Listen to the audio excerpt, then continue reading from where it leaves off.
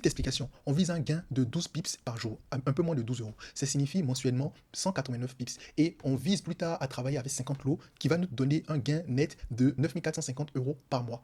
Donc, comment on a fait pour obtenir ce calcul? Je vous ai expliqué ça avec la petite note. Je vous invite à aller voir la vidéo où je parlais de variation margin, initial margin. Ça sera juste en haut de la vidéo. En fait, comment j'ai commencé? J'ai regardé par le calendrier macroéconomique. J'ai vu qu'il y avait quasiment rien.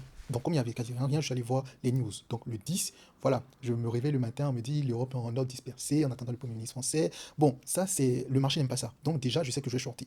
Quand ça dépend de la stratégie. Donc, qu'est-ce qui s'est passé sur les marchés? Bon, je reviens dans mon échelle temporelle à 10 minutes. Donc, selon ma stratégie, bon, je ne vais pas vous dévoiler toute ma stratégie parce que, bon, c'est pas un truc. J'ai décidé de shorter à 8 heures, enfin, donc ça veut dire que j'ai vendu l'euro. Qu'est-ce qui s'est passé? Le cours m'a pas suivi. Il est monté. Donc, j'ai reshorté encore à 8h50. Donc, je joue avec un lot. On est en réel. Donc, qu'est-ce qui s'est passé? Malgré mon deuxième short, j'ai pas pu faire un gain. Donc, il est monté encore. Donc, j'ai dû reshorter à 9h15, à 15 822. À partir de là, le cours a commencé à chuter. Chuter jusqu'à venir ici, aux alentours de 15 709. Et c'est là que j'ai clôturé mes trois positions. Donc, j'ai clôturé ma première à 5,6, à 4,70 et à 11,30. Ça, c'est mes profits.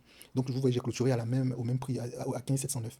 J'aurais pu attendre. Mais bon, en fait, avec les marchés financiers, c'est pas que j'ai pas confiance, c'est que il faut être vraiment, il faut être vraiment prudent.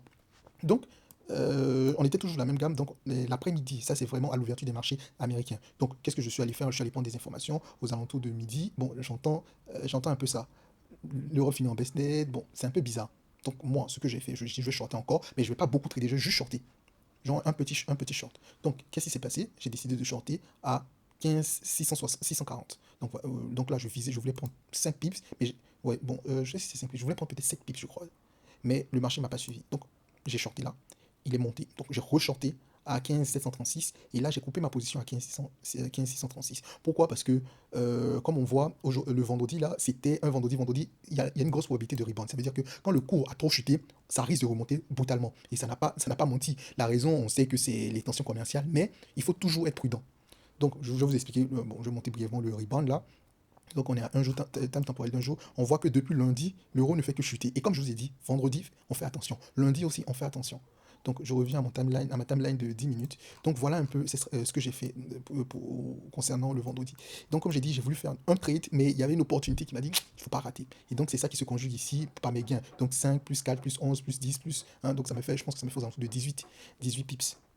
Voilà un peu ce qui s'est passé. Maintenant, la semaine prochaine, c'est une semaine qui est assez compliquée parce qu'on a les earnings. Les earnings, c'est très compliqué de trader là-dessus, surtout le lundi. Bon, le lundi, bon, on va voir la semaine prochaine, on a quoi?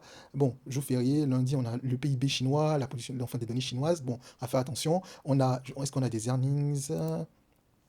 Est-ce qu'on a des earnings? On a Christian Dior, voilà. Donc, est-ce qu'ils vont donner, les releases seront en heure, euh, donc à l'ouverture, est-ce que ce sera en heure européenne ou américaine? Bon, il faut faire attention. Donc ça va être un gros point d'attention sur les marchés. Donc on a Christian Dior. Est-ce que... Bon, ça c'est... Enfin, je parlais de Fastenal, mais bon, Christian Dior, on ne sait pas quand ils vont donner les résultats. Est-ce que c'est pendant à l'ouverture ou à la clôture? On ne sait pas. Et en fait, on est dans une semaine où il y a le taux de chômage. Pardon, il y a l'IPC. Donc l'IPC, je pense que c'est dans jeudi ou un truc comme ça déjà, l'IPC britannique. Et donc le lendemain, normalement, on a des données d'IPC, c'est ça. C'est quand? Le vendredi. Bon, donc c'est une semaine assez chargée avec les résultats d'entreprise. Comment on va trader? Bon, je ne sais pas. Je pense que cette semaine-là, je vais faire très attention. Je vais pas prendre beaucoup de trades. Et donc voilà. Par exemple, là, j'avais pas encore checké mon, mon analyse. Enfin, j'ai pas encore fait mon analyse de la semaine, mais déjà je vois les taux de la Banque centrale chinoise.